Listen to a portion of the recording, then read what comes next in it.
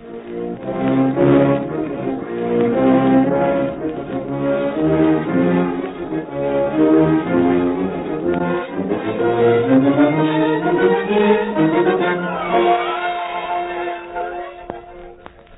most delightfully fascinating character in the realms of mystery, Earl Derr Biggers, Charlie Chan.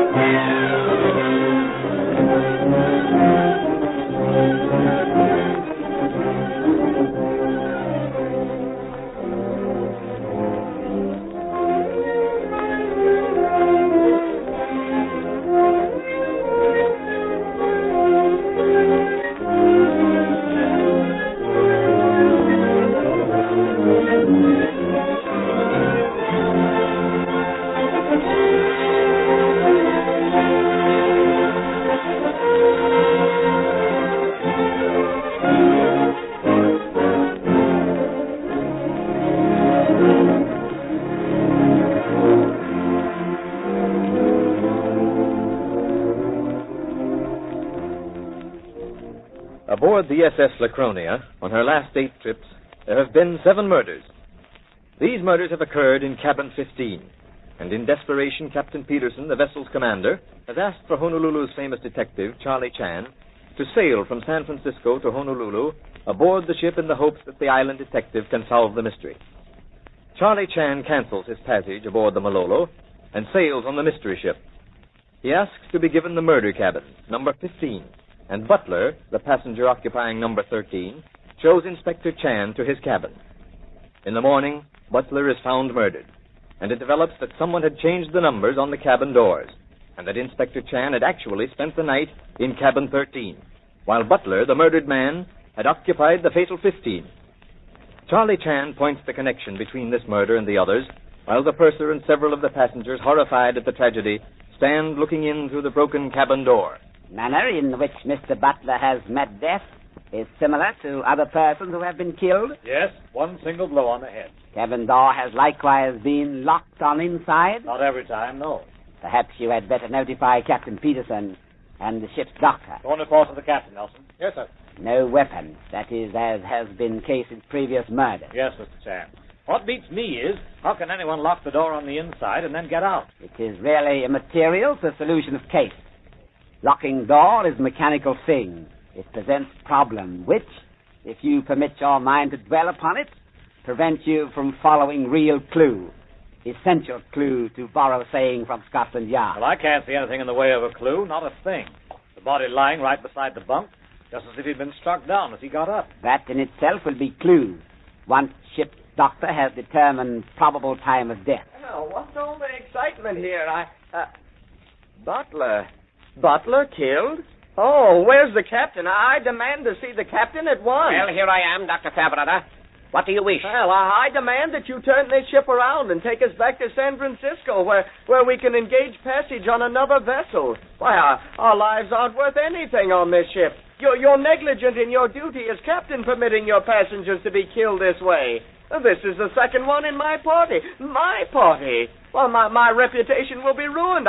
I'll never be able to get another tourist to sign for one of my cruises. My dear doctor, this affair is in the hands of... don't dear doctor me. I won't have it, I tell you. No, I demand that you return us to San Francisco. Dr. Fairbrother, I am prepared to make some allowances for your temperamental nature, your outbursts, but you go too far. Oh, too far?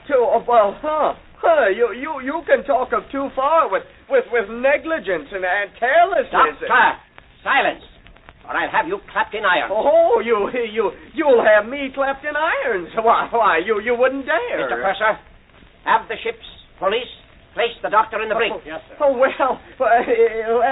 Perhaps maybe I was a bit hasty. Are you prepared to hold your tongue? You see, I have responsibility. Are you ready to hold your tongue? Yes. Avast there, Mr. Purser, on that order. Yes, sir. Well, Mr. Chan, What do you make of it?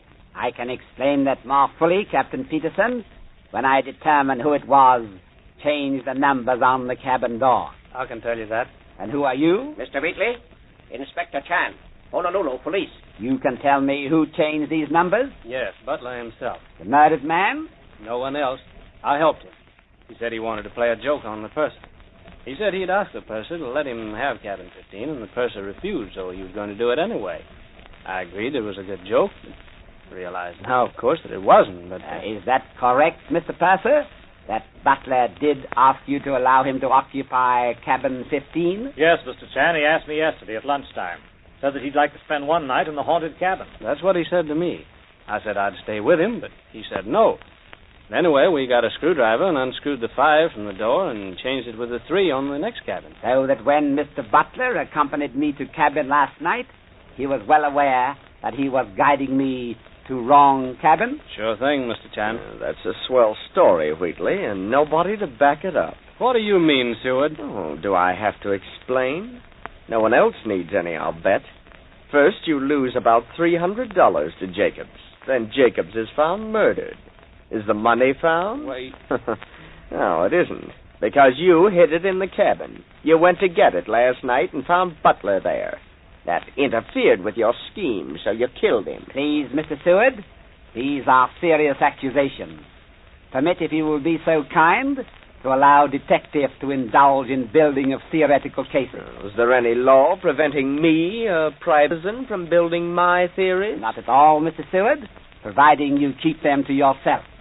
But there is libel law which prevents you from voicing them with too much vehemence. I'm right, I tell you. I've been watching Wheatley. What reason have you, Mr. Seward, for hating Mr. Wheatley with such hatred that you would be willing to see him convicted of murder? Reason for hating him? Well, I haven't any reason Yes, for... you have, and I think it was a contemptible thing to do. Betty, you stay out of this. Please, Miss Coulter, please don't say anything. I will. I won't have my friends treated that way. Mr. Chan, Yes, Miss Coulter? I don't want any misunderstanding. I was engaged to Mr. Seward. Was engaged. You are engaged. No. I'm sorry to have to do this in front of everyone, but you attacked Mr. Wheatley before these people, so I feel justified. As I said, Mr. Chan, I was engaged to Mr. Seward. I told him that if he didn't stop frequenting the cocktail lounge, I would break off our engagement. Mr. Seward seemed to prefer the cocktail lounge to my company. Well, that isn't true. I could never find you. You were always with Wheatley. Mr. Wheatley and I found much in common. I found an interest in Mr. Wheatley's conversation I couldn't find in your cocktails. As I said, Mr. Chan, I feel very badly over having to make this public explanation, but I couldn't see Mr. Wheatley suffer for something which was not of his choosing. You have my sympathy, Miss Coulter, as well as my admiration. Person who comes boldly forth and speaks truth at proper time will never lack for real friends. Captain Peterson. Yes, Mr. Chan. I should like, if it is not too much trouble, to go over passenger list with you and Purser at earliest convenience. In my cabin, any time, Mr. Chan. Then at once, if you will be so kind. Also, have ship's doctor report to me as soon as he has made examination. Certainly, Mr. Chan. Thank you so much. I follow you to your cabin. And you, Dr. Fairbrother, can explain to your round-the-world party that Mr. Butler lost his life through his own idea of a practical joke. Inspector Chan was to have occupied that cabin, and somehow, I can't be certain, but I think, if your Mr. Butler hadn't interfered, we'd have had that murder in irons by now. If you'll be as voluble in explaining that to your friends as you were in denouncing the captain, we'll appreciate it. There you are, Mr. Chan. Passenger list on the table. Thank you so much. Well, not much in the way of clues to be found in that cabin, was there, Inspector? Perhaps. Who knows? I noted something very strange. What was there, Mr. Chan? Bed. While bedclothes have been turned back, bed has not been slept in. Yes, I did notice that. But if he were killed last night before he went to bed... But he was not killed last night. How can you tell that until the doctor examines him? Purser was first to enter cabin. Did you, Purser, switch off lights? Why, no, of course not. Murderer, I am certain, did not trouble to turn them up. And murdered man did not retire last night in total darkness. Therefore, we are forced to accept belief that murdered man switched them out himself. But he would switch them out before he went to bed. You forget, He did not go to bed. Did he then sit up all night and in dark? I think not. No, he was murdered after daylight. Come in. Beg pardon, sir, but I thought I'd better report something, sir. Yes, Nelson? One of my Stilton wrenches is missing, sir. I was using it last night on the starboard winch, sir. Guess I left it there on the hatch. Gone this morning, sir. A heavy wrench, Nelson? Oh, fairly so, sir. An 18-inch wrench, sir. Yes, an 18-inch pipe wrench. It would make a good weapon. Just such a weapon as would inflict a wound similar to the wound which caused Butler's death. Just what I thought, sir. Yes. Come in. Ah, Miss Coulter, you have further information for us? Yes, Mr. Chan. I hate to be a talebearer, but murder... Oh, well, I couldn't sleep, so I got up early. And as I was looking out my port, something heavy, like an iron bar, whizzed past my porthole and splashed into the water. It came from above you, naturally? Yes, above and to the right. Forward, I believe you call it. I looked up as well as one can through a porthole. Yes. You looked up and saw other persons likewise looking from portholes? Yes. It was Dr. Fairbrother. Dr. Fairbrother, that's right. What is right, Nelson? Oh, beg pardon, sir, but Dr. Fairbrother's cabin is right in front of the hatch where I left the pipe wrench. So, suspicion points its ugly finger at the doctor. But what of Seward's attempt to implicate Wheatley? Is there more behind that than jealousy? We'll have to leave that to Inspector Chan. After you've heard from your sponsor, Inspector Chan will be with us again.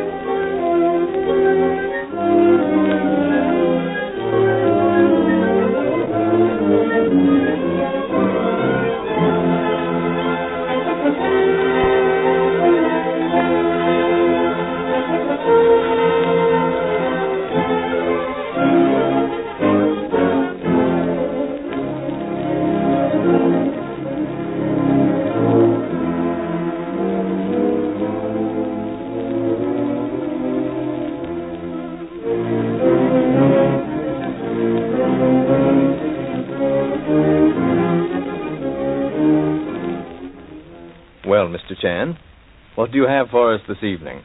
I have been thinking of efforts of various passengers to cast suspicion one upon the other. Yes, Mr. Chan? Ancient Chinese emperor, upon being told by one of his ministers that another minister was suspected of appropriating funds to his own use, remarked, "Suspicion is the unnecessary and heavy burden of the suspicious. To suspect another is but to admit that you yourself are not unfamiliar with the paths of deceit." Very true indeed, Mr. Chan. Thank you, and good night.